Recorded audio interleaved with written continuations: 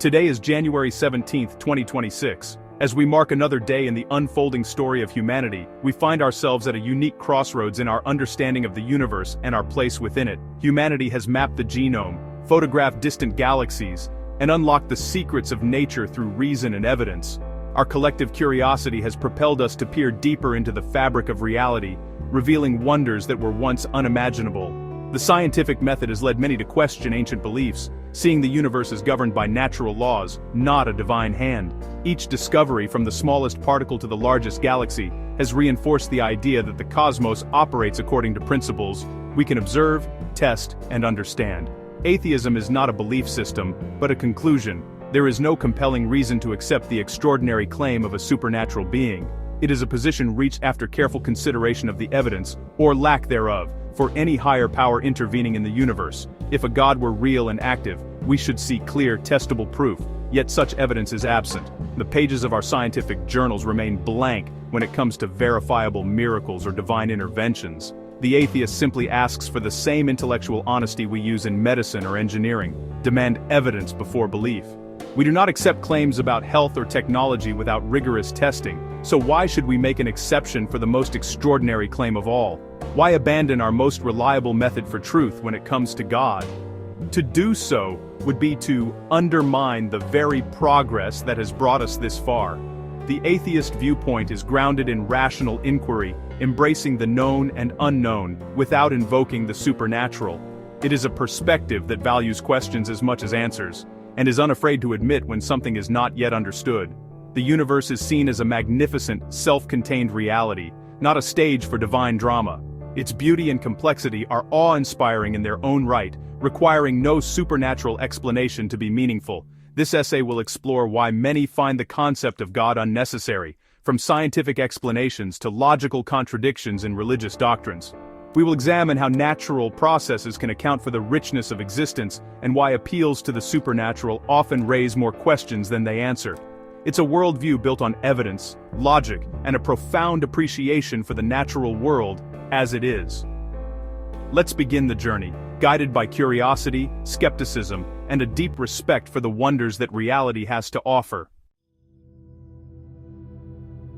At the heart of atheism is a simple principle, one that echoes through science, philosophy, and everyday life. Beliefs should be supported by evidence. This isn't just a rule for scientists in white coats, it's a guideline we all use, often without realizing it, to navigate the world around us. We trust a chair to hold us or a doctor's diagnosis because of evidence, not blind faith. Every day, we rely on proof, whether it's checking the weather before leaving home or reading reviews before buying a product. The claim that a God exists is extraordinary and demands extraordinary evidence. The more remarkable the claim, the stronger the proof we expect. Yet, the evidence offered, personal feelings, ancient texts, or arguments from incredulity, falls short of objective proof. Stories and traditions, while meaningful, don't meet the standard of verifiable evidence. If a friend claimed an invisible dragon lived in their garage, you'd ask for evidence. The burden of proof is on the claimant.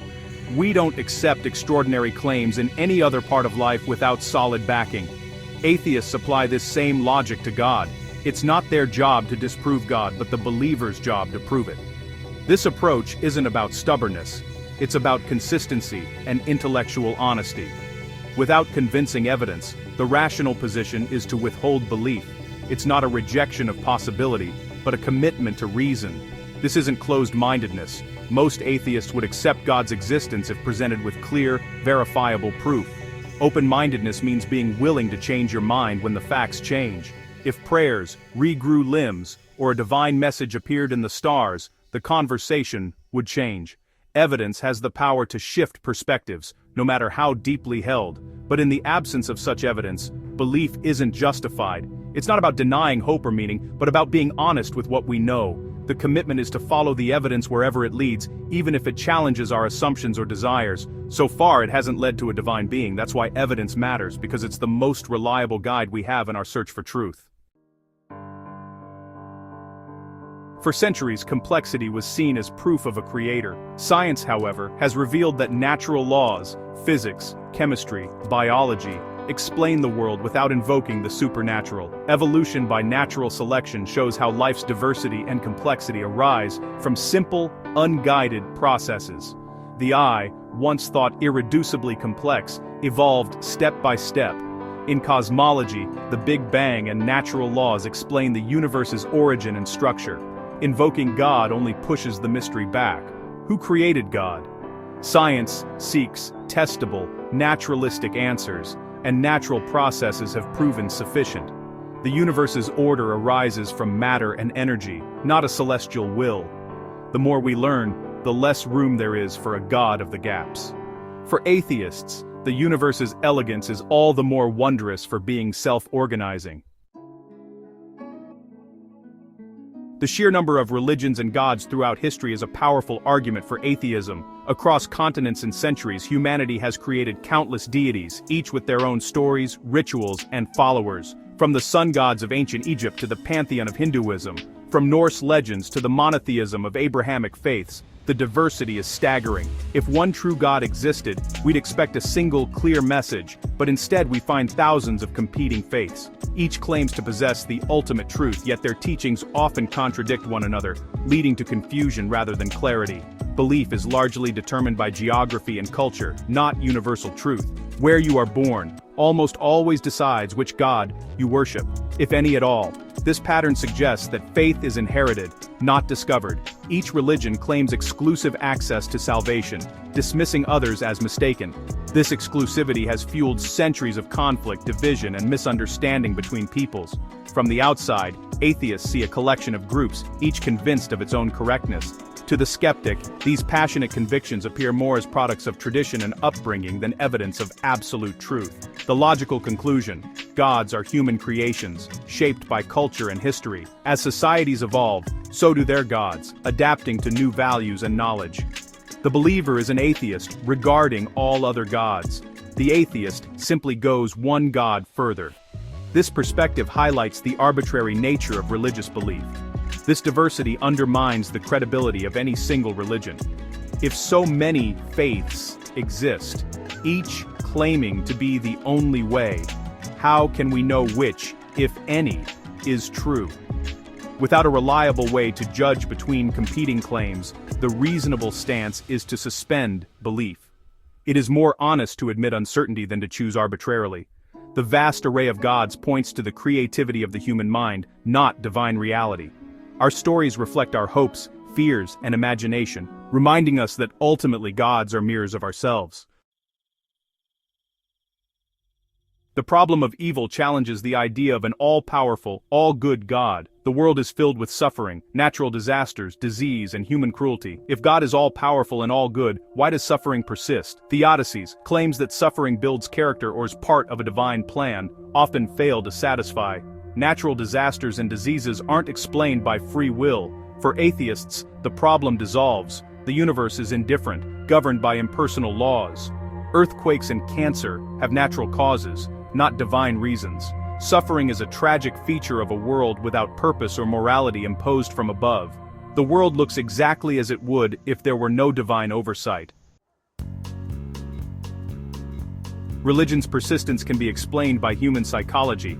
Our brains are wired to seek patterns and agency, sometimes seeing intention where none exists. Belief in God offers comfort, purpose, hope for justice, and reassurance against death.